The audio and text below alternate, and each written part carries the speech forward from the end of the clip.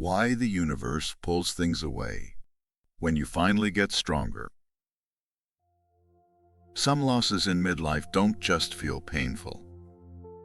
They feel spiritually wrong. As if you attracted them. As if you thought something you shouldn't have.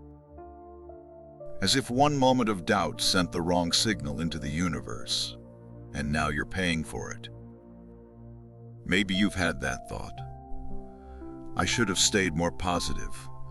I should have been clearer. I must have manifested this somehow.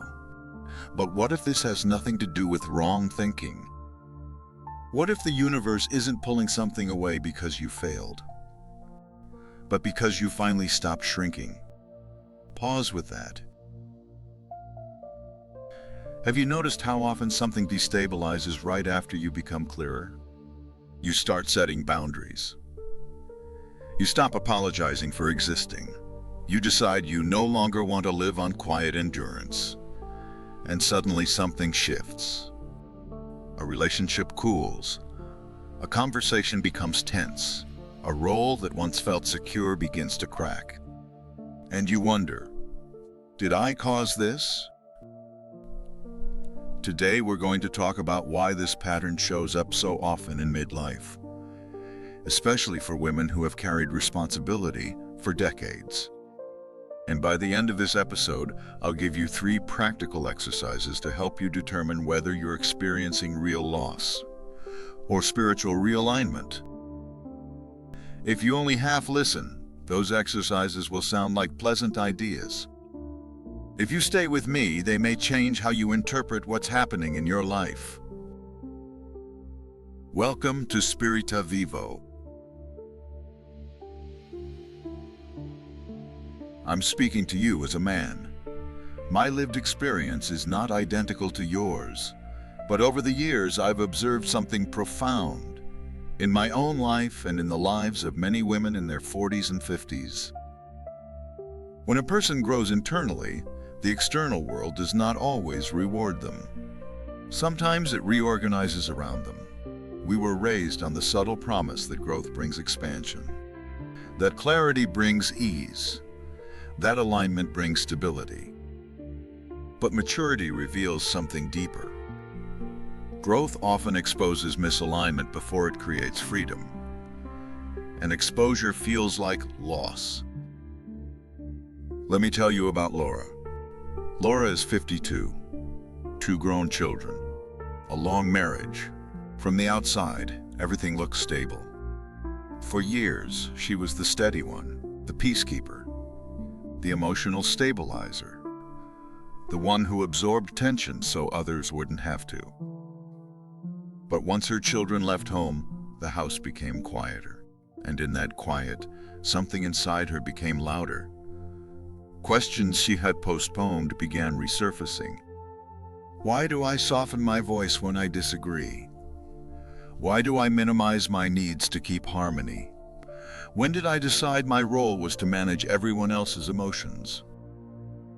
One evening, gently, she says at dinner, I don't feel heard lately.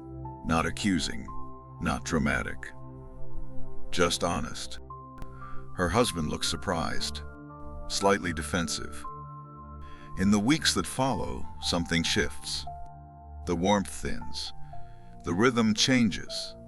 The emotional closeness feels more fragile. Laura lies awake thinking, I shouldn't have said that. Maybe I disrupted something that was working.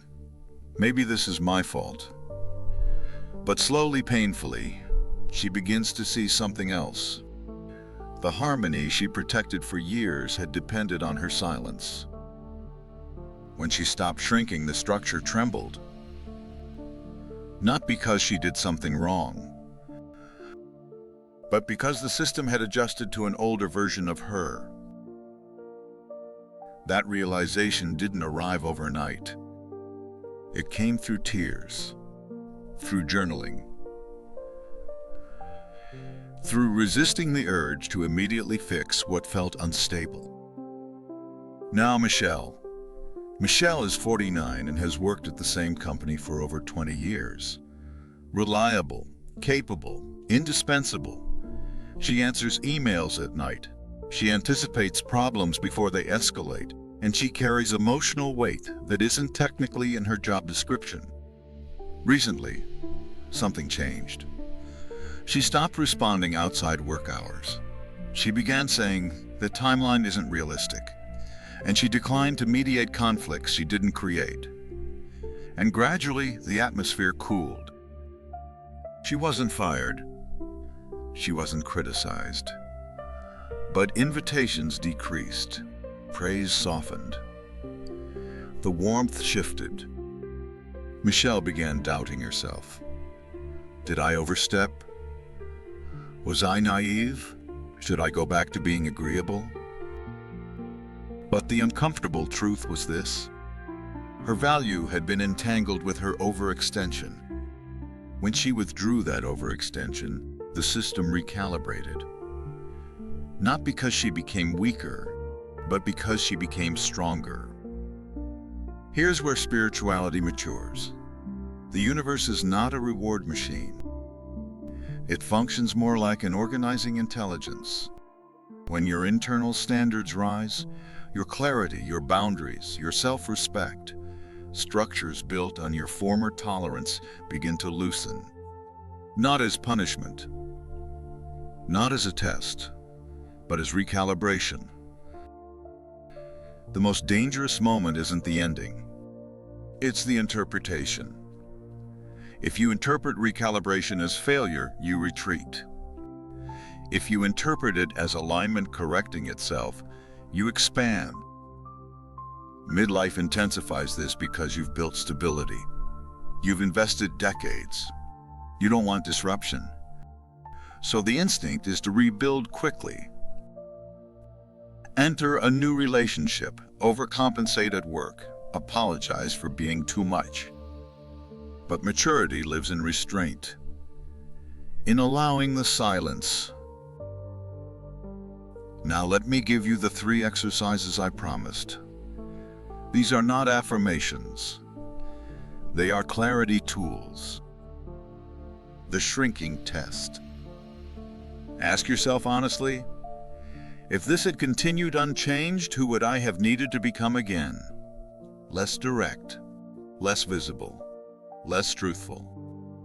Write it down in concrete terms. I would have needed to stop mentioning my needs. I would have needed to accept disrespect. I would have needed to overwork. If that list feels heavy, that's data. The identity comparison. Describe yourself 5 years ago. What did you tolerate? What did you fear losing? What compromises felt necessary? Now describe yourself today. What feels sacred? What feels non-negotiable? Where are you clearer? If what ended belongs more naturally to the older version, your life isn't collapsing. It's updating. The 60-day integration period. For 60 days, resist replacing what left. No emotional substitution. No reactive decision-making. No panic rebuilding. Walk. Write. Observe. Your nervous system may interpret silence as danger, but silence can also be incubation.